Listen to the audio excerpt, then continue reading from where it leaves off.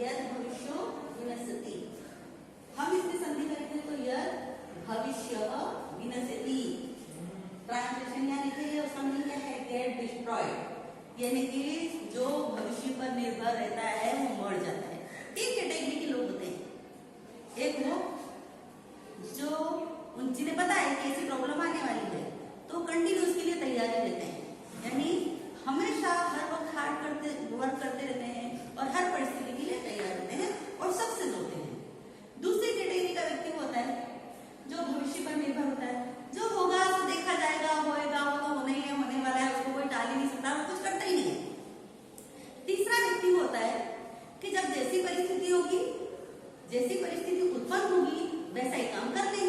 अगर परिस्थिति उत्पन्न हुई या परेशानी उत्पन्न हुई तो हम उसका सॉल्यूशन निकालेंगे। तो इन तीन कैटेगरी से इस लेसन में रखकर राइटर ने हमें ये सिखाने की कोशिश की है कि हमें यह भविष्य नहीं बनना है, हमें अनागत विधाता बनना है। यानी कि जो भी परिस्थितियां आने वाली हैं उन्हें हमें पहले से समझ लेना है और उसके लिए हर वक्त तैयार रहना है। आपको आगे बढ़ना है, इसका मतलब है कंटिन्यू आपको हार्डवर्क करना है, ईमानदारी से करना है और आगे बढ़ने के लिए प्रयास करना है।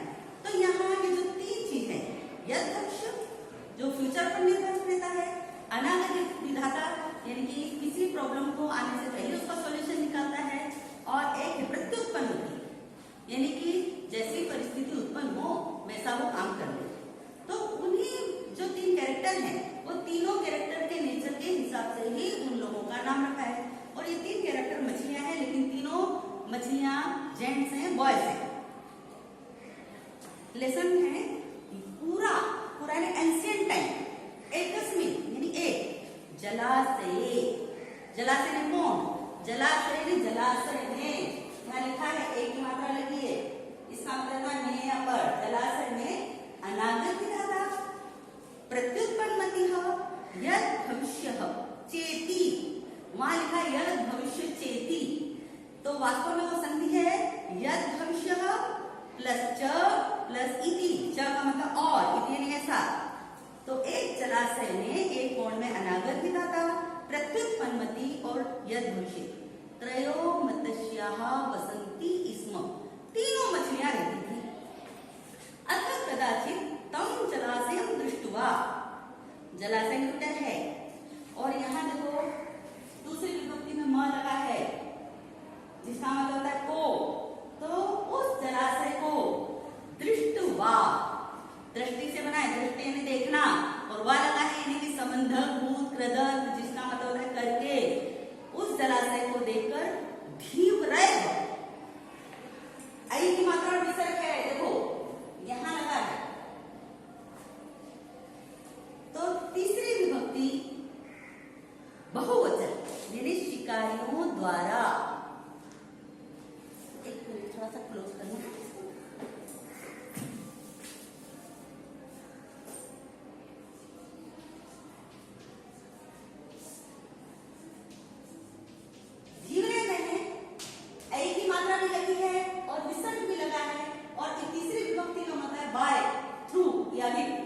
तो उस जलाशय को देखकर शिकारियों द्वारा उत्तम, तम पास्ट टेंस से कहा गया।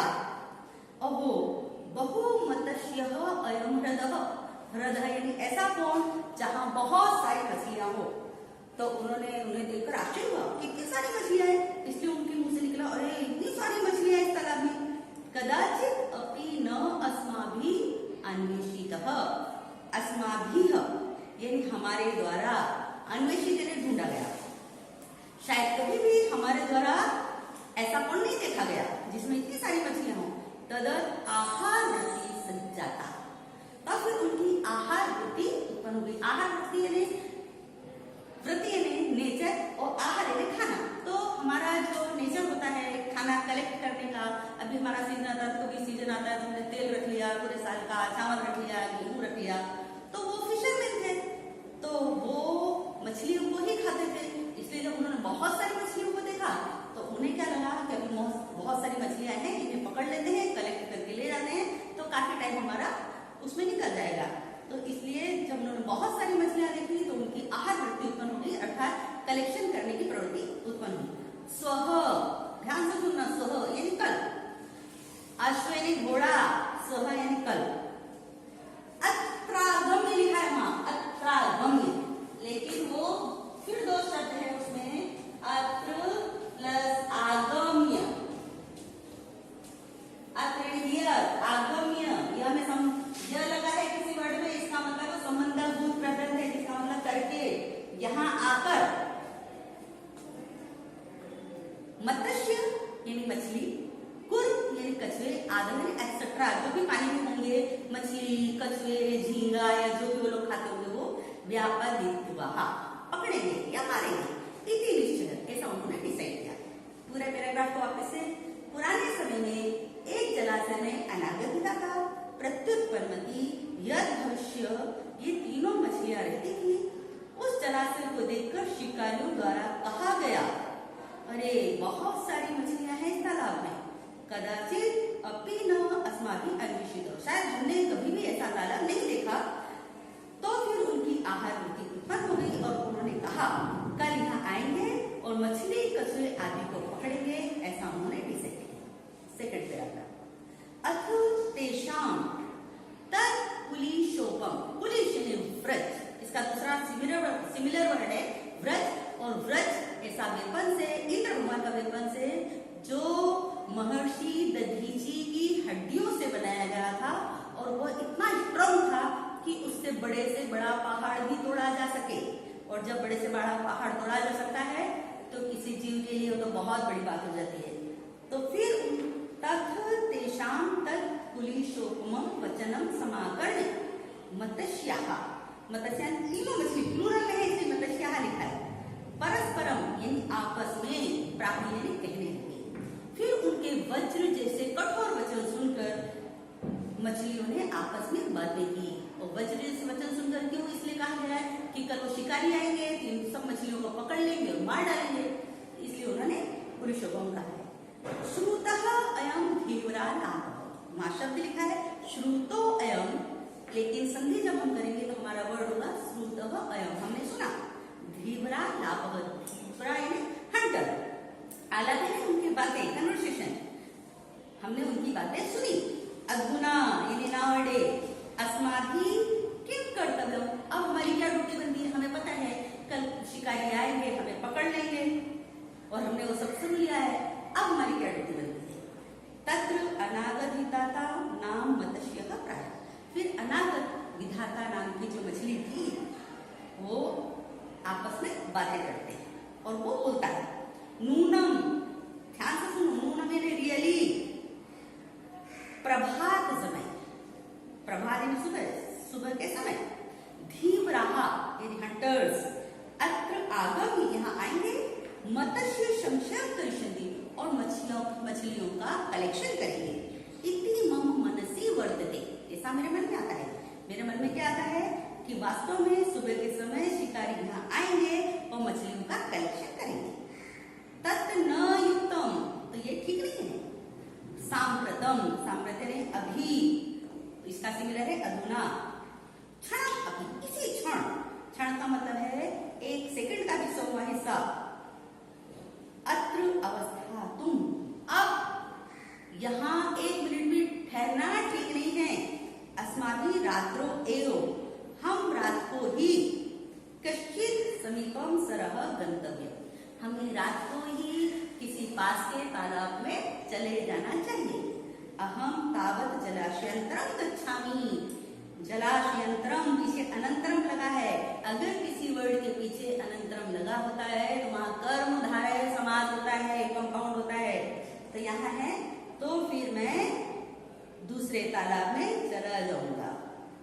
वापिस इसका ट्रांसलेशन, उनके कठोर वचन सुनकर मछलियां आपस में बोलती हैं, हमने इन शिकारियों की बातें सुनी, अब हमारी क्या ड्यूटी बनती है। तब अनागत नाम का जो मछली होता है वो बोलता है वास्तव में सुबह के समय शिकारी यहाँ आएंगे और मछलियों का कलेक्शन करेंगे, इसलिए अब यहाँ टिके रहना ठीक नहीं है, हमें रात को ही पास के किसी तालाब में चले जाना चाहिए। थर्ड पैराग्राफ, अपर दूसरा, प्रत्युत्पन्नति प्रातः, प्रत्युत्पन्नमति बोलता है, उसकी बुद्धि बहुत जल्दी काम करती है, तुरंत काम करती है। हमारे में भी बहुत सारे ऐसे होते हैं जिनको पता है कि हम तो अच्छे नंबर ले आते हैं, जल्दी याद कर लेते हैं, फिर पढ़ते ही नहीं है, एग्जाम टाइम नहीं पढ़ेंगे। लेकिन ऐसा नहीं करना है। यहाँ देखो उसका क्या हाल हुआ, इसलिए हमें ये बताया गया है लेसन में। तो फिर प्रत्युत्पन्नमति बोलता है भविष्यत् अर्थे प्रमाण अभावात् कुत्र मया गंतव्यम। पीछे यम लगा है, ये पोटेंशियल मूड है, इसका मतलब होता है शुड या मस्ट। भविष्य में अपने आप को बचाने के लिए या कोई हमारी शिनाख्त ना कर सके, हमें पहचान ना सके, इसलिए हमें कहाँ लगना चाहिए। इसका मतलब क्लियर ये निकला कि जब हम नई जगह जाते हैं तो लोग हमें पहचानते नहीं है, तो उसको यही लगा कि हम नई जगह जाएंगे तो कोई हमें पहचानेगा नहीं, इसलिए हमें यही रहना ठीक है। तद उत्पन्ने यथा कार्य तद अनुष्ठेयम्, जैसी परिस्थिति उत्पन्न हो वैसा कार्य कर लिया जाए वही ठीक है। तथा चोक्तम, और फिर वो कहता है उत्पन्नम आपदम यस्तु समाधते स बुद्धिमान, जैसी परिस्थिति उत्पन्न हो और उसका जो सोल्यूशन निकाल ले वही बुद्धिमान। ततः यद भविष्य उत्तम, फिर यद भविष्य बोलता है धीव्राणाम वचन मात्रेण पितृ पैतामहिकस्य जलाशयम त्यागः न युज्यते। शिकारियों के शब्द मात्र से हम अपने फोर फादर की जो जगह है या पौंड है उसे छोड़कर चले जाएं, ये ठीक नहीं है। यदि आयु 6 है, अगर आयु खत्म ही होने वाली है, मृत्यु ही होने वाली है, तदा अन्यत्र गतानाम अपि मृत्युः भविष्यति, तो दूसरी जगह जाएंगे तो भी मृत्यु ही होगी। उत्तम च, और उसने कहा, यानी कि यहाँ वो भविष्य पर निर्भर है कि जो लिखा है भगवान ने वही होने वाला है, तो हम क्या करें क्या ना करें, या करने की जरूरत भी क्या है, हमें नहीं जाना है। क्योंकि अगर बचना होगा तो यहाँ भी बच जाएंगे और नहीं बचना है तो वहां जाकर भी नहीं बचेंगे, इसलिए उसने कुछ करा ही नहीं, गए नहीं। अब अनागत विधाता ने इन सब की बातें सुनी, और जब इन सब की बातें सुनी तो उसने बड़ा डिसीजन लिया। देखो क्या डिसीजन लिया, यद भावी न तद भावी भावी चयन तदन्य था इति चिंता विशोधन अगदः किम न कहते। अब उसने क्या कहा, जो यद भविष्य ने क्या कहा, जो नहीं होना है वो तो नहीं होगा, और जो होना है वो तो कहीं भी जाकर होगा। तो इसने अपना डिसीजन क्या लिखा, इति चिंता विशधनम अयदः किम न कहते। अब वो बेचारा परेशान था। क्यों परेशान था कि शायद हम जाकर बच भी जाए। उन्हें दोनों को बचाने की कोशिश की, समझाने की कोशिश की, तो उससे तो समझ ही नहीं आया। अब इसके पास एक ही रास्ता बचा कि दूसरे पौंड में जाकर ही वो बच सकता है। तब उसके लिए एक ही रास्ता था, यानी कि जो बेचारा इस टेंशन में है कि कल वो शिकारी आएंगे मुझे मार डालेंगे, तो उस चिंता से परेशान हुआ जा रहा था। तो उसको एक ही मेडिसिन दी। कौन सी मेडिसिन, दूसरे तालाब में जाने की। तो उसे एक ही रास्ता दिखाया, तो क्यों नहीं अपनाएगा, वो अपनाएगा ही। उसने वही रास्ता अपनाया और दूसरे तालाब में गया। अथ तयो निश्चयं ज्ञात्वा अनागत विधाता निष्क्रांतः सपरिचय। तो उनका जब डिसीजन उसको पता चल गया तो अनागत विधाता जो था अपने परिवार वालों के साथ दूसरे तालाब में चला गया। दो इमो तत्रैव जलाशय स्थितो, और उनमें से दो यानी कि प्रत्युत्पन्नमति और यद भविष्य वही रह गए। अप्रेधु धीव्रे आगति, दूसरे दिन शिकारी आए, जलाशय जालम छिक्तम, और उन्होंने पौंड में जाल फेंका। जालेन बध प्रत्युत्पन्नमति मृत वध आत्मनम संदृश्य स्थित। जाल में प्रत्युत्पन्नमति जब बन गया तो उसने क्या करा, मृतवत आत्मनम, अपने आप को मरा जैसा शो किया, दिखाया। ततो जाला अपसारित, फिर जाल से खसका यथाशक्ति, और जितनी उसमें ताकत थी उपलब्धि उतनी ताकत से उसने छलांग लगाई। गंभीरम नीरम प्रविष्ट, और गहरे पानी में उसने जंप लगाई। यद भविष्य धीरे प्राप्त व्यापादितः च। अब यद भविष्य को शिकारियों ने पकड़ लिया और मार डाला। अतः एव उत्तम, और इसलिए कहा गया अनागत विधाता च प्रत्युत्पन्नमति।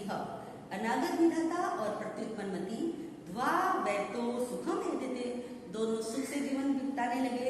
यद भविष्य विनश्यति, और यद भविष्य का विनाश हो गया क्योंकि वो भविष्य पर निर्भर था, उसे कुछ करना ही नहीं था। इसका मतलब जो व्यक्ति काम करता नहीं है, जो आगे बढ़ने का प्रयास नहीं करता है, वो हमेशा कभी भी सक्सेस नहीं होता है, असफल ही होता है।